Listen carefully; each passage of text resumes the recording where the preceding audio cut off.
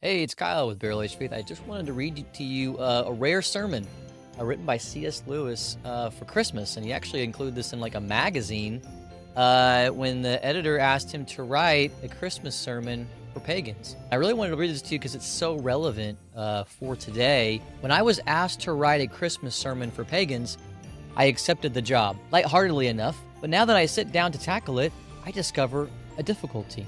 Are there any pagans in England for me to write to? I know that people keep on telling us that this country is relapsing into paganism, but they only mean that it is ceasing to be Christian. And is that all the same thing? Let us remember what a pagan or heathen, I use those words interchangeably, really was. A heathen was a man who lived out on the heath, out in the wilds. A pagan was a man who lived in the pagus, or a small village. Both words, in fact, date from the time when the larger towns of the Roman Empire was already Christianized, but the old nature religion still lingered in the country. Pagans or heathens were the backward people in the remote districts who had not yet been converted, who were still pre-Christians. To say that modern people who have drifted away from Christianity are pagans is to suggest that a post-Christian man is the same as a pre-Christian man. But that is like thinking that a woman who has lost her husband is the same sort of a person as an unmarried girl, or that a street where the houses have been knocked down is the same as a field where no house has yet been built. The ruined street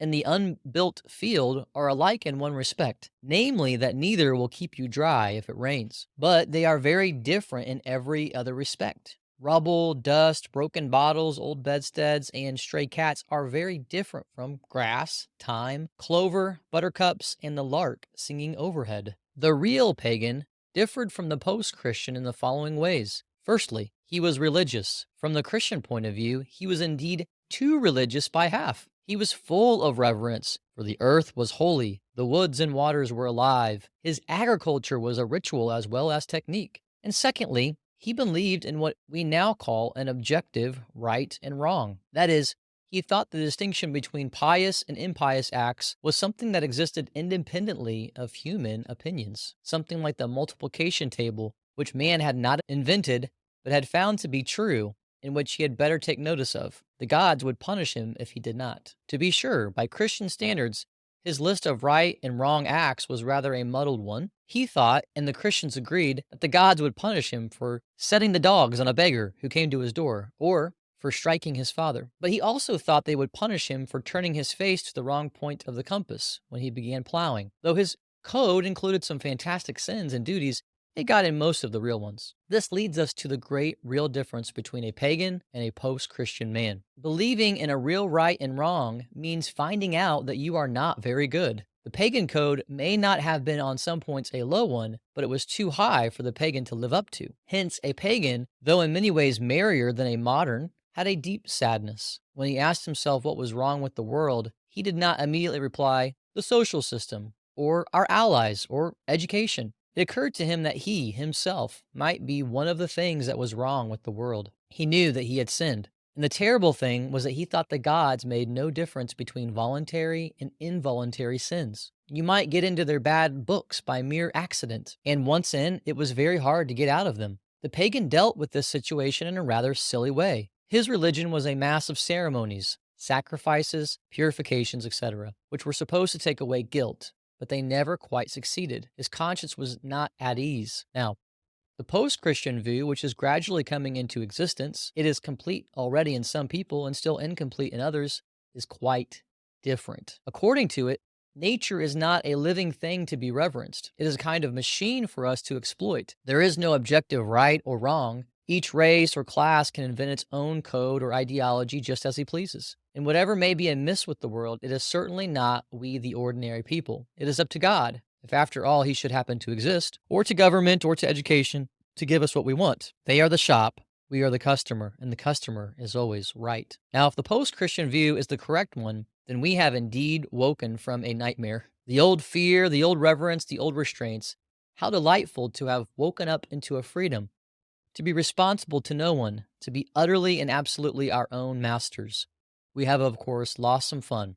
A universe of colorless electrons, which is presently going to run down and annihilate all organic life everywhere and forever, is perhaps a little dreary, compared with the earth mother and the sky father, the wood nymphs and the water nymphs, chaste Diana riding the night sky, and homely Vesta flickering on the hearth. But one can't have everything, and there are always the flicks and the radio. If the new view is correct, it has very solid advantages. But is it? And if so, why are things not going better? What do you make of the present threat of world famine? We know it now, it is not entirely due to the war. From country after country comes the same story of failing harvests. Even the whales have less oil. Can it be that nature or something behind nature is not simply a machine that we can do what we like with? That she is hitting back? Suppose she is only a machine and that we are free to master her at our pleasure. Have you not begun to see that man's conquest of nature is really man's conquest of man? That every power wrested from nature is used by some men over other men? Men are the victims, not the conquerors in this struggle.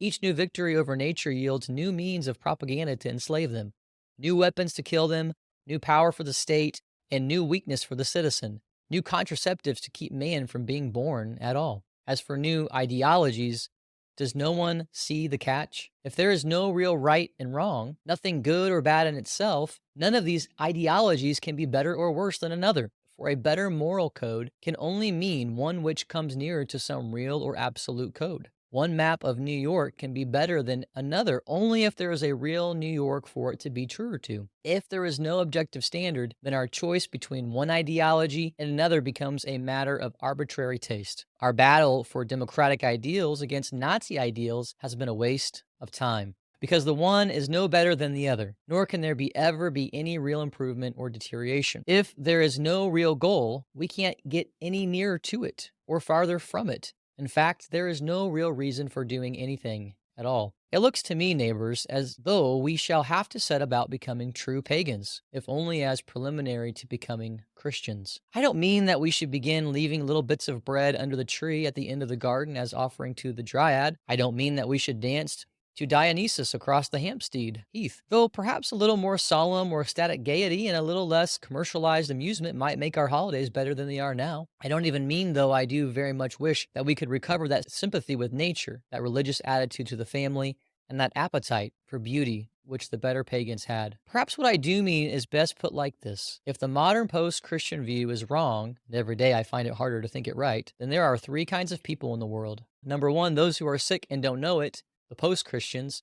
Number two, those who are sick and know it, the pagans. And number three, those who have found the cure. And if you start in the first class, you must go through the second to reach the third. For in a sense, all that Christianity adds to is paganism is the cure. It confirms the old belief that this universe we are up against a living power. There really is a real right, and that we have failed to obey it. That existence is beautiful and terrifying. It adds a wonder of which paganism had not distinctly heard, that the Mighty One has come down to help us to remove our guilt and to reconcile us. All over the world, even in Japan, even in Russia, men and women will meet on December the 25th to do a very old-fashioned and very pagan thing, to sing and feast because God has been born. You are uncertain whether it is more than a myth.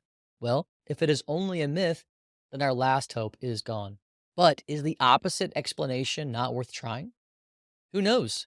But that here and here alone lies your way back, not only to heaven, but to earth too, and to the great human family whose oldest hopes are confirmed by the story that does not die. C.S. Lewis, A Sermon for Pagans.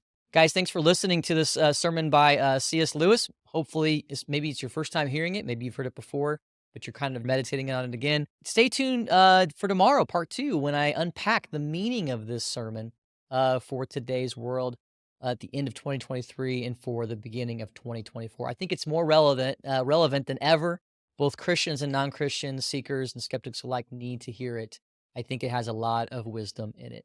All right, guys, God bless. Don't forget to like, subscribe to this video. Bye-bye.